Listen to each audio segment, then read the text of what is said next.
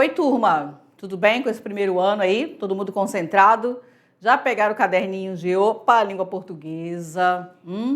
Como está o nosso clube, hein, primeiro ano? Vocês estão bem? Tá todo mundo bem na sala, professor? A turma está tranquila? Certo? Hoje a nossa aula é a aula 48.1, pessoal.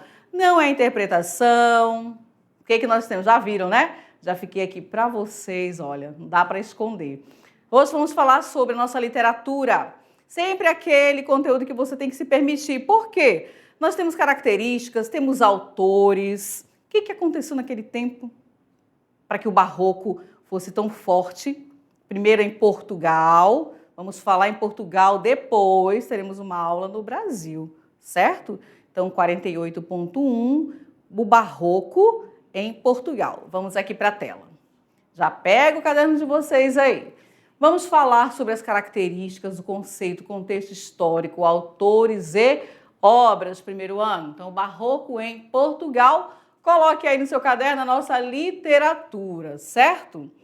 Então, início, lembra aquele quadro que eu falei para vocês? Olha, faz aquela cronologia, qual que veio e a sequência. 1580, o ano da morte de Luís de Camões, Portugal, certo? Escritor clássico de língua portuguesa. Então, esse período vigorou em Portugal até 1756, pessoal, com o surgimento de um novo estilo, certo? Sempre falando novo estilo, por quê? O barroco em Portugal ele trouxe marcas e nós sofremos influências. Então, quais foram as marcas? Quais foram as características? Então, vamos acompanhar. Reforçando, coloque aí no cantinho 1580, o ano da morte de Camões, escritor clássico da língua portuguesa, tá?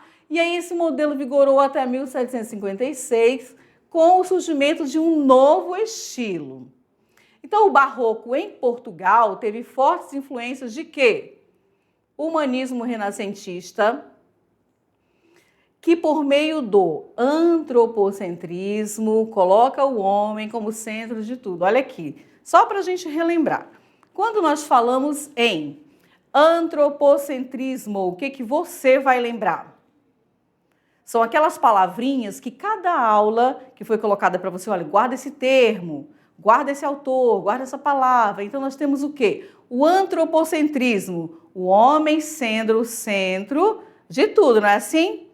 Mas se nós falarmos em teocentrismo, Deus ao centro de tudo. Tudo girava ali em torno, Deus como centro, certo? Só para você, o que é mesmo antropocentrismo? Então, os dois, o que eles têm a ver? Qual a participação?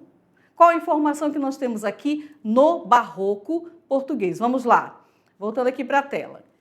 Coloca o homem como centro das coisas, contrário ao pensamento medieval do teocentrismo, que posiciona Deus como centro das coisas. Aí, olha só, falar em características do barroco em Portugal.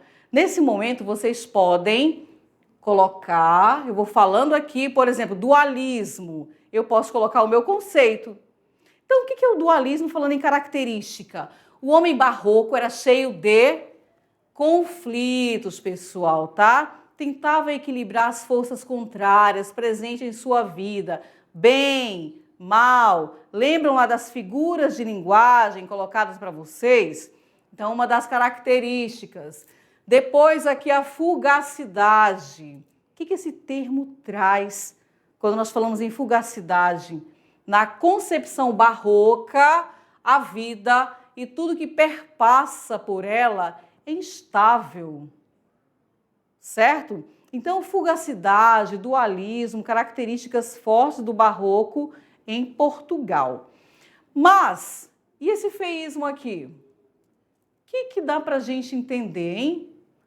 Feísmo, olha, dualismo, bem e o mal, fugacidade, tudo passa, né? E o feísmo? O barroco em Portugal tem uma grande atração pelo trágico. Olha só. Marca essa palavrinha aí, o trágico como característica do barroco em Portugal, em rompimento ao equilíbrio clássico. E o pessimismo? O próprio nome já traz para a gente uma ideia de quê? Será que de coisas boas?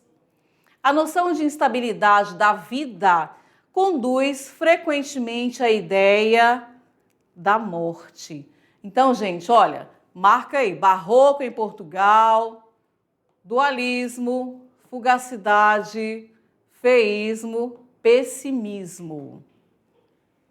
Parte da literatura barroca em Portugal é marcada também pelo cultismo, ou pode ser encontrado como gongorismo, em alusão aos poemas do espanhol Luís de Góngora.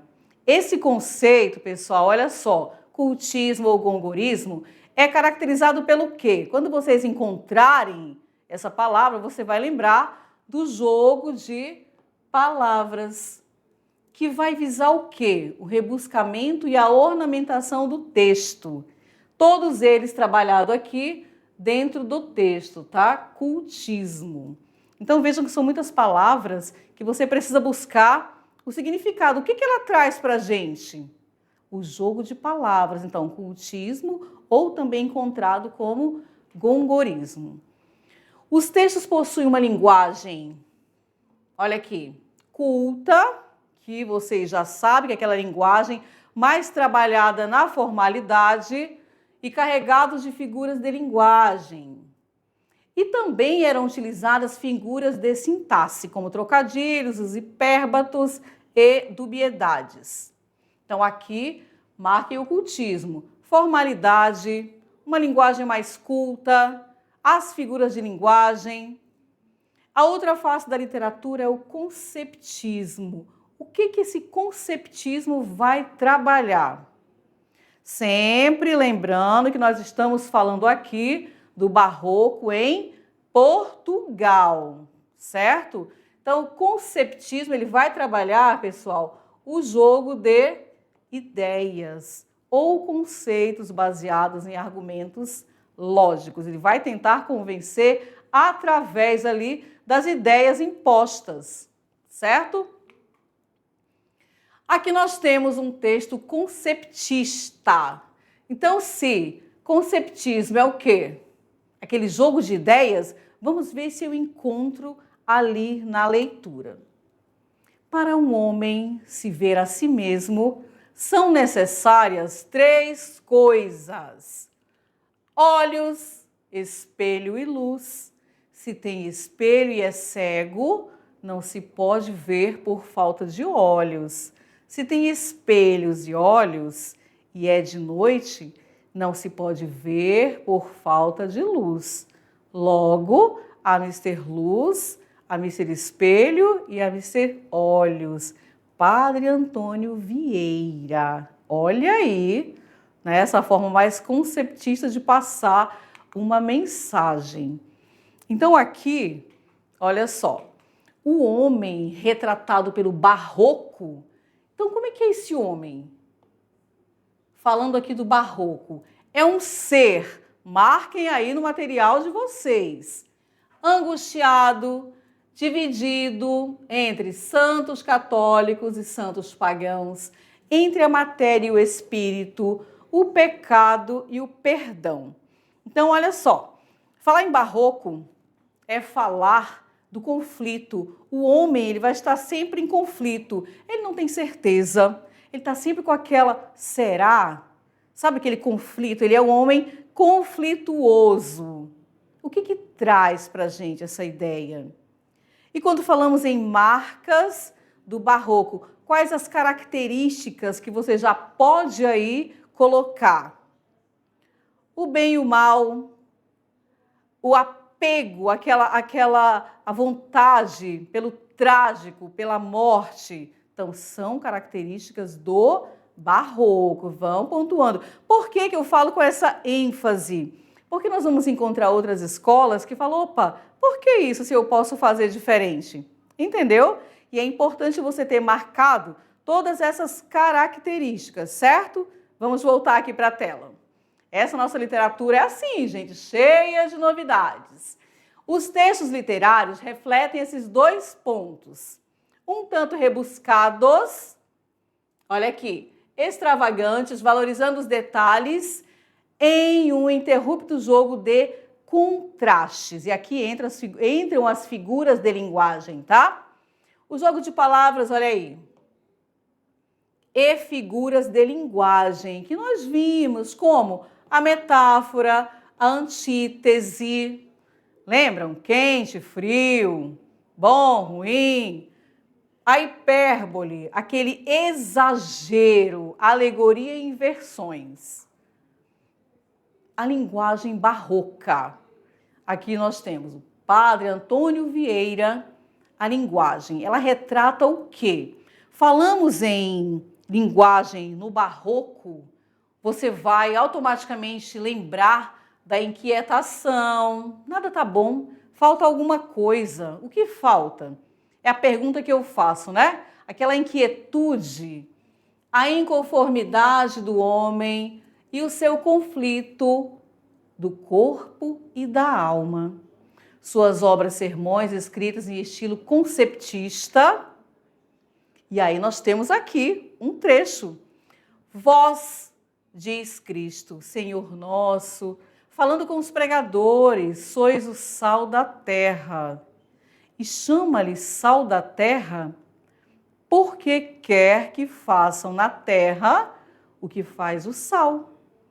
O efeito do sal é impedir a corrupção, mas quando a terra se ver tão corrupta como está a nossa, havendo tantos nela que têm ofício de sal, qual será ou qual pode ser a causa desta corrupção?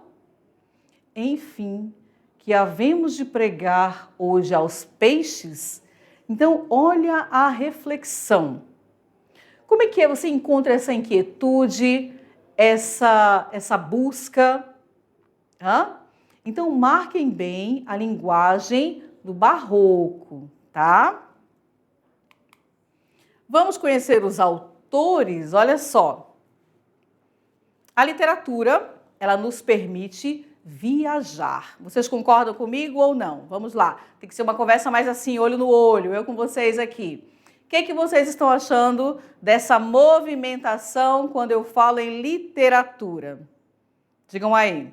O que aconteceu num determinado momento? Quais foram as influências que nós sofremos? Sempre lembrando assim, tudo acontecia primeiro em Portugal, para que depois nós pudéssemos o quê? Iniciar. Não é assim? Quando você fala em sofrer influência, primeiro lá, depois aqui. Primeiro lá, depois aqui. Mas vai chegar um determinado momento que você vai perceber, nós vamos aqui juntos falar sobre isso, que alguém vai dizer, opa, mas por que eu tenho que copiar lá, o de lá, se eu tenho a minha beleza, a minha natureza, todo o meu modelo aqui? Por isso que eu peço, façam aquele modelinho, aquela linha, certo? Falamos de humanismo, lembra dos trovadores? Então, cada época vai trazendo aí características, os autores vão buscando o quê? Tem aquela crítica social, ou somente agora que tem as questões sociais, ou ficou lá atrás? Então, o que o barroco traz para a gente? O que ele marca para a gente? É importante que vocês tenham esse conhecimento, tá? E lembrando, barroco em Portugal, depois barroco no Brasil. Vamos conhecer um pouquinho sobre os nossos autores. Vamos lá. Olha aqui o convite aos senhores, né? Padre Antônio Vieira, 1608 a 1697. Então, gente, vocês precisam marcar bem, falando em Portugal, tá? As obras principais, Sermão da Sexagésima, Padre Antônio Vieira, Sermão de Santo Antônio aos Peixes, Sermão pelo Bom Sucesso das Armas de Portugal, certo? Então, marquem bem aqui. Depois nós temos Soror Maria do Céu, 1658 a 1753. Quais as principais obras? Nós temos Aves Ilustradas, a relação da morte do apóstolo das Índias. Frei Manuel de Almeida. Professor, eu preciso decorar para minha avaliação? Não. Aqui nós estamos mostrando para vocês terem uma noção de quem se trata, qual a importância, em qual momento da literatura ele participou, né?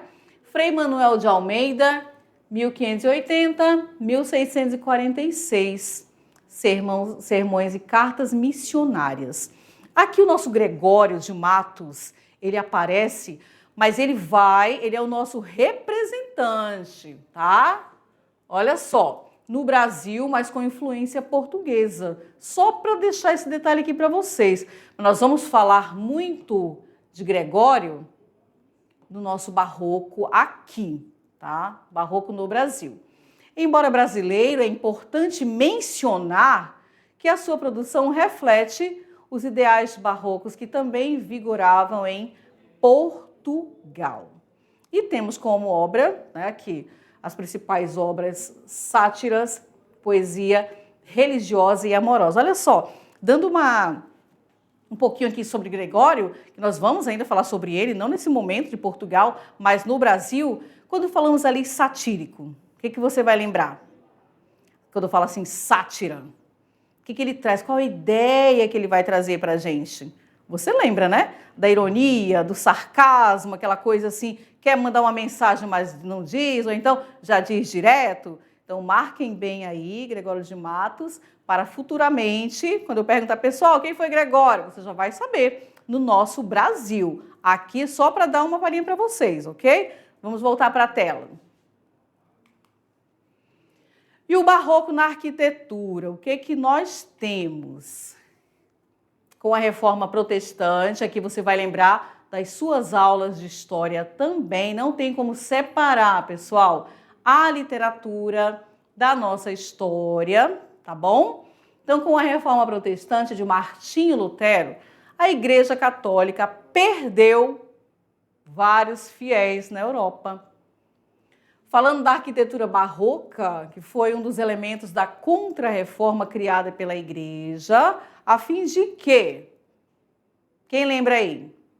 Quando falamos da questão da Contra-Reforma, a fim de se mostrar a sua imponência, né? Deste modo, a maioria das construções arquitetônicas do Barroco em Portugal, sempre marcando para os senhores. Primeiro em Portugal, depois nós sofremos o quê? As influências, tá? Foram espaços religiosos. As igrejas construídas nesse período eram planas, retangulares, com fachadas simples e decoração minimalista. Então, todos os detalhes eram trabalhados, eram muito bem trabalhados. A escultura, aí vem a imagem para vocês. Então, vocês podem observar, olha, qual era a característica? As cores eram fortes? O que você consegue identificar aí? Falando dessa questão do barroco. A pintura e a escultura completam e contribuem para a harmonia do conjunto. O contraste entre os espaços côncavos. Então, percebam esses detalhes. Os côncavos e os convexos trazem um dinamismo que dificilmente é encontrado em outros estilos, né? Então, olha aí, gente, uma estrutura para você ter mais ou menos uma ideia, falando do barroco, de toda aquela colocação para a gente, do bem, do mal, aquele conflito interior. Então, aqui nós temos a Igreja e Torre dos Clérigos em Portugal. E qual a informação que vem junto? A mando do rei, foram construídos edifícios civis com decoração de talha dourada nas paredes e azulejaria, certo? Ainda temos mais contribuições. A pintura barroca. Quando falamos em pintura, o que você já, com tantas características mencionadas aqui sobre o barroco, o que você imagina? Será que eram pinturas mais clássicas ou era algo bem marcado, bem forte para a gente?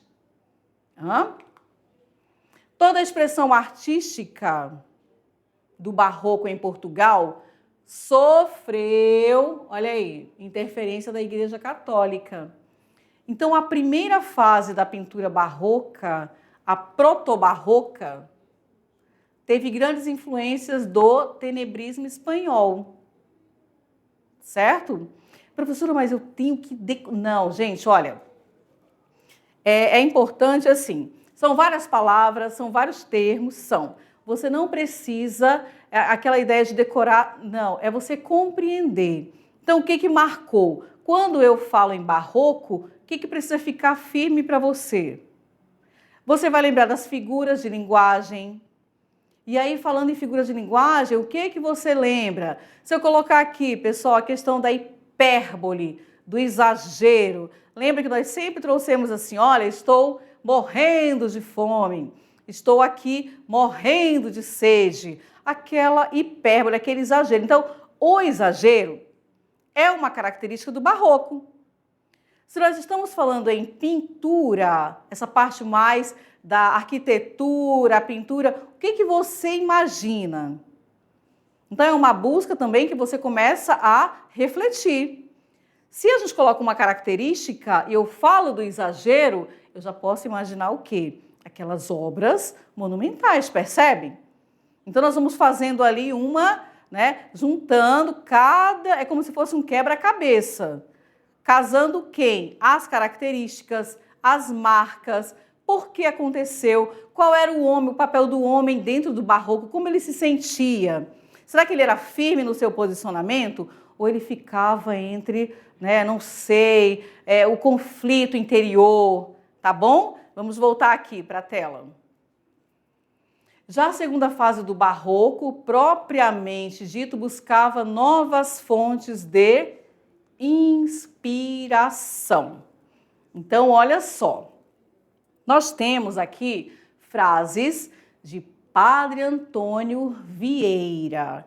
E aí, qual é a proposta para vocês? Vou voltar para a gente aqui, o nosso olho no olho. Olha só, nós temos aqui várias frases. Cada uma delas traz uma mensagem. E aí você precisa ter qual é o meu maior representante no barroco português. E por quê? Eu vou lembrar daquela ideia do conceptismo, do cultismo, o que vai ser trabalhado, qual é a ideia, qual é o convite que é feito lá naquela questão. Eu vou convencer você daquilo que eu estou aqui trazendo. Percebem? Então, eu preciso retomar o jogo de palavras, ou o jogo de quê? Das ideias. Eu vou te convencer do que eu estou colocando aqui. Vamos ver o que cada uma das frases traz como mensagem para a gente. Vamos lá. Olha só. A maior gula, e aí eu vou pedir nesse momento que você comece a refletir com a sua turma, tá? Então, a maior gula da natureza racional é o desejo de saber. O que eu posso extrair daqui? Padre Antônio Vieira, não é isso? Então, quem foi Padre Antônio Vieira? Você vai lembrar o quê? Do barroco aqui, Portugal, representante. O que ele trouxe para a gente? Quem quer mais do que lhe convém, perde o que quer e o que tem. Então, o primeiro ano, a nossa primeira, que vocês vão aí, vocês podem fazer isso em dupla, podem fazer no grupo de vocês, que vocês já têm o costume de fazer trabalhos, né? A maior gula da natureza racional, aqui, é o desejo de saber. Gula, tem jogo de palavras aqui? Tem figuras de linguagem aqui? Quem quer mais do que lhe convém, perde o que quer e o que tem. O que essa mensagem traz para a gente? Vamos colocar aqui no nosso dia a dia. E aí? Como que você pode trabalhar? Olha só. Quem quer mais do que tem? Como que você vai colocar dentro da sua sala? Como que você interpreta? A nossa última aula, que nós tivemos vários textos, né, várias formas de interpretar. E agora aqui, como que você pode fazer essa interpretação? Quem quer mais do que tem, muitas vezes até perde, fica sem nada. E aí? Eu posso colocar esse exemplo onde? Na minha sala de aula? Eu posso colocar na minha família? Qual é o ensinamento ali por trás dessa fala, por trás dessa escrita? Qual é a ideia de convencer? Digam aí. Ou então, não, professor, esse momento aí foi só lá atrás, né? Nem serve pra gente. Será? Quem sabe aí na sala dizer em que momento ele cabe pra gente? Essa foi a segunda. Tem mais, vamos voltar para a tela. Vamos ver qual a próxima aqui. Olha, ele começa com o livro. Olha aí, o livro é um mudo que fala, um surdo que responde, um cego que guia, um morto que vive. Gente, olha esse aqui. Como que eu vou interpretar? Qual a figura que foi utilizada aqui? Vamos lá. Lembrando que as nossas aulas, uma é a sequência da outra, lembra? Eu só vou conseguir encontrar alguma figura de linguagem se eu acompanhei as aulas, né? Onde lá falava da metáfora, da antítese, da hipérbole. Então, o que dá para a gente trazer aqui? O livro é um mudo que fala. Por quê? Qual é a ideia do livro? O que o livro possui? Qual o significado dele para a gente? É um mudo que fala, um surdo que responde, um cego que guia, um morto que vive. Então, só aqui a gente consegue trazer 1001 interpretações. Cada um pode colocar ali o que você acha, o que você conseguiu extrair. Depois, senhores, nós temos a boa educação, é moeda de ouro, em toda parte tem valor. Concordam? O que vocês acham aí? A boa educação é moeda de ouro, né? Por quê? Em toda parte tem valor. Você também pode colocar para a sua turma. Por quê? O que você compreendeu através dessa mensagem aqui? Depois nós temos, olha só, gente, a coleção de informações que nos traz. Muitos cuidam da reputação, mas não da consciência. Forte, não acham? Muitas pessoas cuidam da reputação. E aí, mas como está a sua consciência? Saindo daqui, nós temos quem não lê, não quer saber que errar. Ela quer apenas errar. Não quer ler, não quer saber. Quem não quer saber, o que acontece? Ela simplesmente vai errar. Próxima. Em havendo olhos maus, não há obras boas. E aí? Vejam que cada uma delas nós temos aqui 1, 2, 3, 4, 5, 6, 7, 8. Quantas informações nós temos aqui? Dá para levar isso para a vida ou não? Em havendo olhos maus, quando fala assim, olha, em havendo olhos maus, é colocado aqui para a gente, em havendo olhos maus, não há obras boas. Esses olhos maus, ele está se referindo a quem? Como você poderia, vamos trazer para cá, para a nossa atualidade, o que você consegue interpretar? Quais são os exemplos que vocês podem colocar? É uma discussão? Essa parte ficou aqui por último, para quê? Para que cada um contribua. O que eu compreendi? A minha interpretação ela é essa daqui. Em olhos maus. Quem? É possível alguém que só tem maldade, só pensa as coisas ruins, ter bons frutos? E aí, ter boas ações é possível? Podemos trabalhar esse lado. E aí você coloca seus exemplos e expõe para a sua turma. Vamos lá ver a próxima. O que que nós temos ainda? Amar a quem nos aborrece, olha lá, gente, é ato de generosidade. Aborrecer a quem nos ama é ato de ingratidão. Esse aqui ficou por último para os senhores. Vamos interpretar juntos. Amar a quem nos aborrece é um ato de generosidade. Como assim? Hã?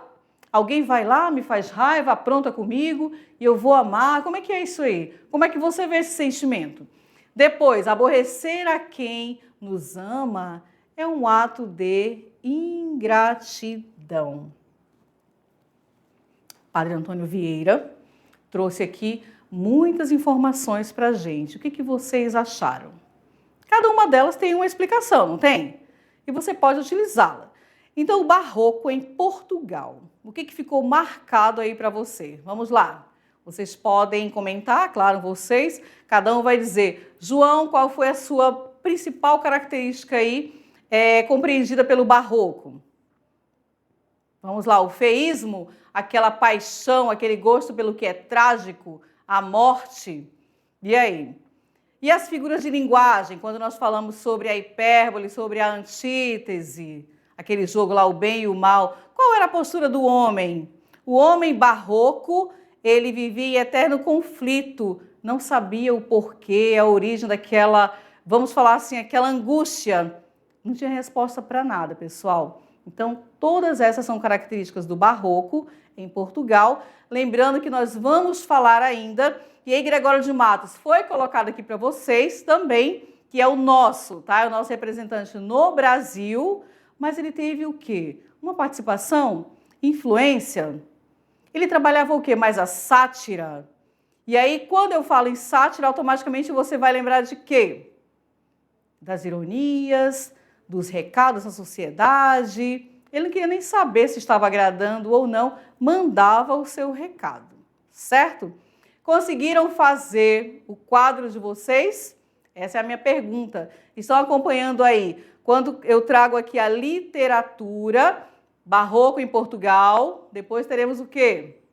Barroco no Brasil, com outras características, mas aí nós vamos tentar perceber se ali há uma semelhança, né? O que aconteceu? Lá primeiro, depois aqui, é parecido? Eu modifiquei alguma coisa? E os autores, qual foi o nosso maior representante? Ficou claro para vocês? Vamos lá, alguma dúvida? Já mandem, já façam a sua cronologia, quando aconteceu, não se prendam a datas, o importante é você lembrar. Falamos em barroco, eu vou lembrar das características, dos representantes, das obras, e aí eu consigo fazer depois uma comparação com outro movimento também. Tudo certo, primeiro ano? Então, ficamos por aqui e eu volto com a nossa revisão, ok? Tchau, tchau!